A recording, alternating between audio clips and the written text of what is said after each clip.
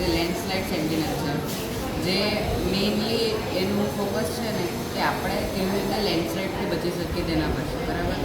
હવે સપોઝ કે કોઈ અહીંયાથી ગાડી આવે, બરાબર, તો હવે એને ખબર નહીં હોય કે લેન્ડસ્લાઇડ થવાની છે નથી થવાની, બરાબર ને.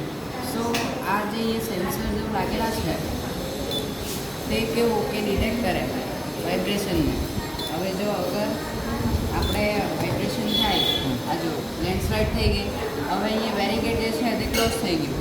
ઇટ મીન્સ કે હવે અહીંયા ગાડીની જશે એને ખબર પડી જશે કે નહીં ભાઈ આગળ લેન્ડસ્લાઇડ થઈ ગયું છે કાં તો થવાનું છે. એટલે આનાથી અલર્ટનેસ એટલી છે.